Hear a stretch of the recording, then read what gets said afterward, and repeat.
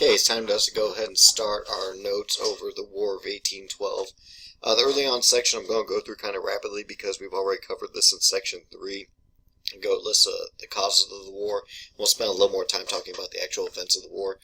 Please note that these notes are not all that you need to know about the War of 1812. You also need to do the reading that was assigned last week. Make sure that you're all caught up on that as well, because there's a lot more information than we can cover in this short video. So make sure you do that reading as well. As we discussed, one of the main causes of the War of 1812 was the issue of impressment. So Britain and France were fighting a war in Europe, as you know, the Napoleonic Wars, the French Revolutionary Wars. And during that time, Britain began capturing American sailors and impressing them or forcing them to work on British ships. They were oftentimes trying to take sailors that they believed to be British who had defected or abandoned their posts and gone to work on American ships. But they also took plenty of American sailors as well. And by 1807, Britain had seized more than 1,000 American merchant ships and also over 6,000 sailors that were American. So this was quite a big issue at the time. That was to be followed by the Embargo Act of 1807. We already discussed one of Jefferson's great follies. The idea of the embargo was to cut off trade with all foreign countries, not just Great Britain and France. He believed that it would hurt Britain, but in the end it really hurt America and hurt our trade more so than anything.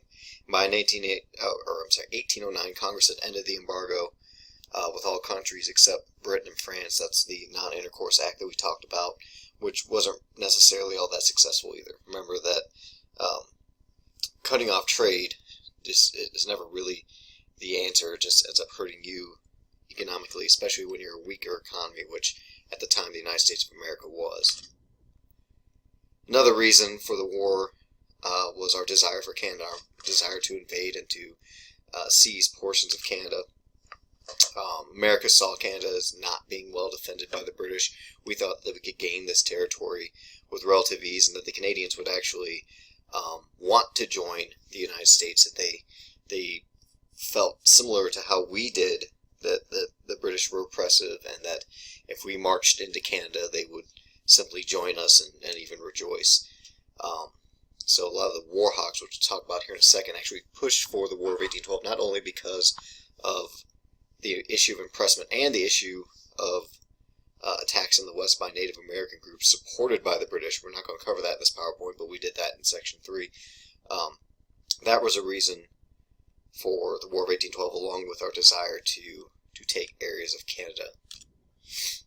So as we talked about, the war hawks were a group of young congressmen not associated with the Declaration of Independence or the development of the Constitution. These were kind of the new breed of politician in America.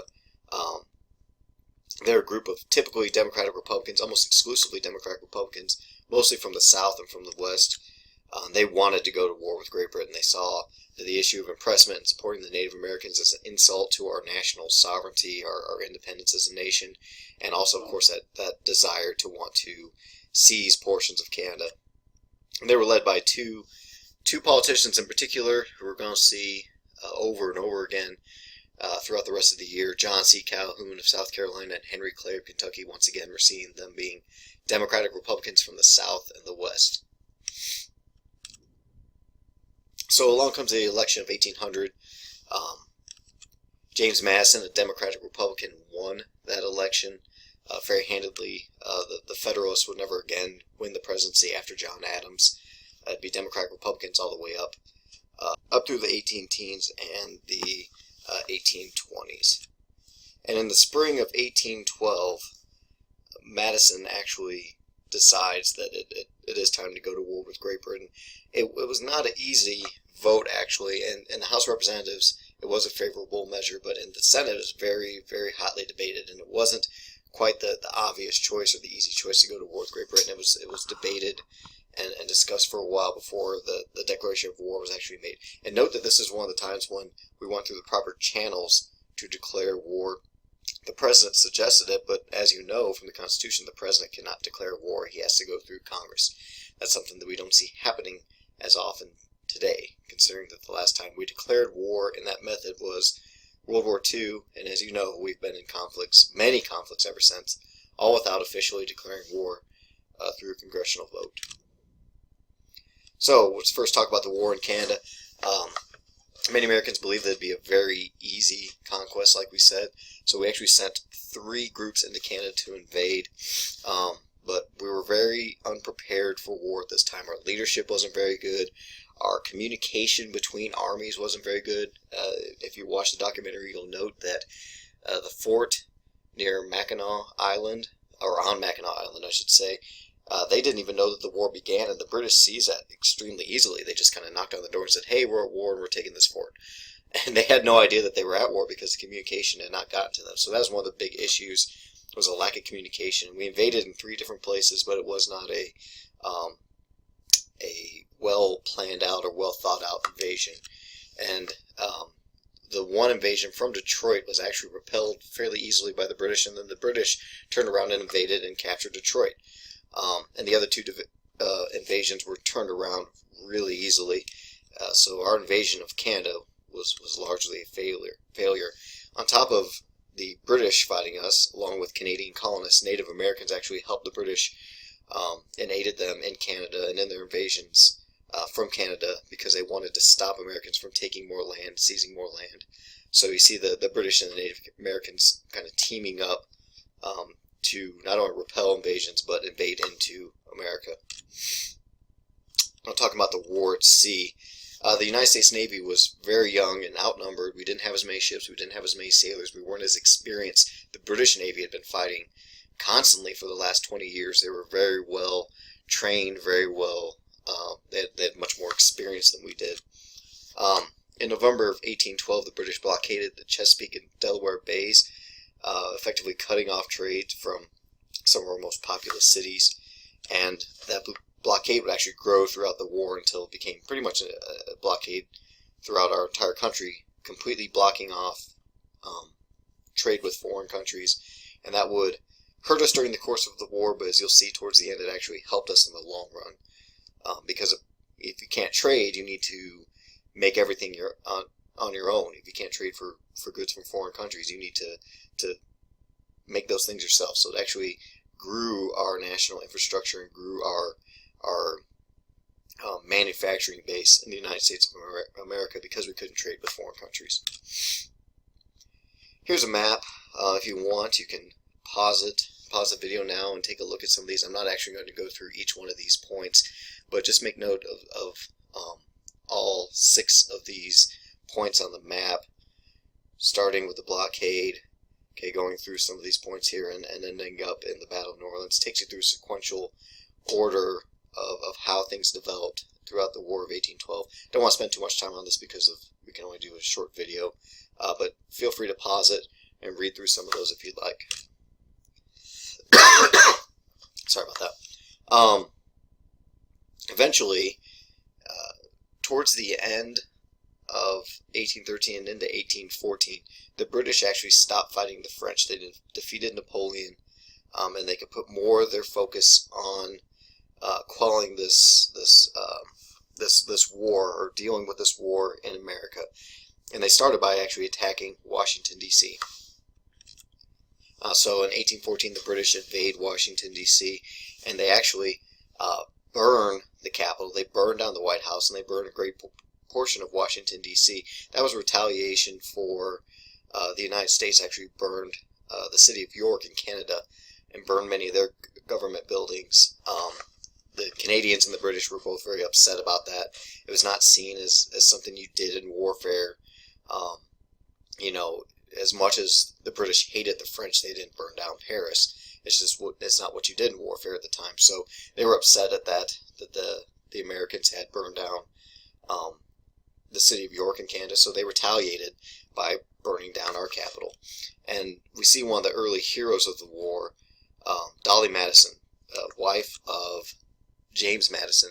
James Madison had fled the capital earlier. Dolly stayed behind for a while, and she actually saved many important documents from being burned to the ground, including a famous portrait of George Washington, We'll show you that in class someday, but it was seen as a national symbol, a piece of national pride, this portrait of our first president that we revered so greatly.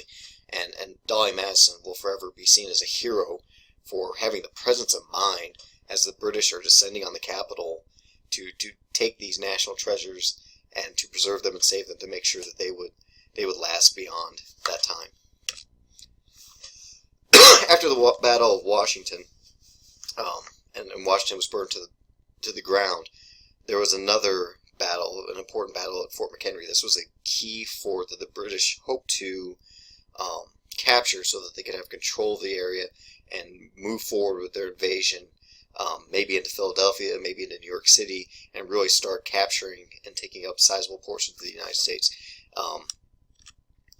Francis Scott Key was an American lawyer. He was a prisoner of the British at this time. He was on a British ship, and he was watching this pivotal battle of Fort McHenry, watch as it was happening.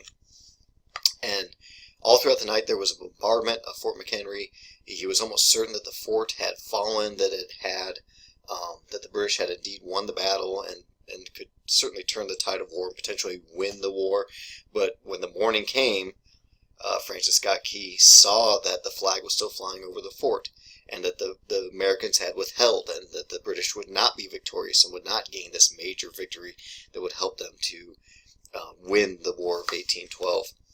And of course, he takes this scene and he writes this famous poem that would eventually become the Star-Spangled Banner and our national anthem. So one of the most important battles of the War of 1812, or the most prominent battle of the War of 1812, is a very interesting battle, and we'll get into that why, is the Battle of New Orleans. And it's seen as the most famous battle of the war, definitely from the American perspective, maybe not so much from the British or Canadian perspective. Americans were led by a young general named Andrew Jackson, who had a lot of success in the South, leading kind of this ragtag group of soldiers and pirates and even Native Americans in defending our southern territory. And he wins this large victory against the British. And like we said, it's the most famous battle of the war, but the most interesting thing is that the war had already ended, actually. So our biggest victory in the War of 1812 took place after peace had already been signed. The problem was the peace had been signed in Europe. And of course, if you decide something in Europe at this time, it's not like you can just send a text and say, hey, the war's over. It would take weeks to get that information. So they were fighting a battle, and it's actually very unfortunate that, thousands of British and hundreds of Americans died when in fact the war was already over. And the war had ended because of the Treaty of Ghent. Okay, so by December 1815, the British and the Americans had decided to meet. They decided that they'd had enough. The war had pretty much been a stalemate to this point. The British had failed to hold on to Washington, D.C. They retreated after the loss of Fort McHenry. America hadn't gained any land in Canada. Britain hadn't gained any land in their invasions from Canada. So we signed this treaty, and basically nothing changed in terms of territory. The United States didn't gain any territory. We didn't gain Canada. The British didn't gain any territory. They burnt Washington, D.C., but they hadn't seized it, hadn't held on to it. So not a whole lot changed in terms of territory gain and loss, but there were different results of the war. First thing from the American aspect was an increased national pride. We had showed once again that we could square off against the most powerful army and navy in the world and hold our own. We didn't necessarily defeat them, but we certainly didn't lose to them. This is one of the big things that we'll see going on from the War of 1812 into the 1820s and 1830s, is a boost in American manufacturing during the war. Okay, we really solidified and grew our manufacturing base because of that blockade, because of that lack of trade. We were forced to get by on our own and get by making American goods rather than trading for them. So we'd see this big boost in American manufacturing after the War of 1812. That's really one of the lasting effects.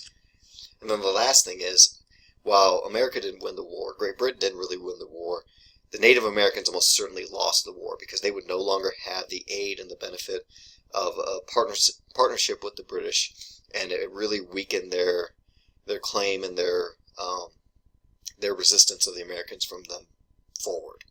Okay, there's actually one more slide to this PowerPoint, but I'm running out of time. I can't get to that, so you'll have to watch or go into the actual PowerPoint and get down those notes to finish up your notes for this class. Thanks.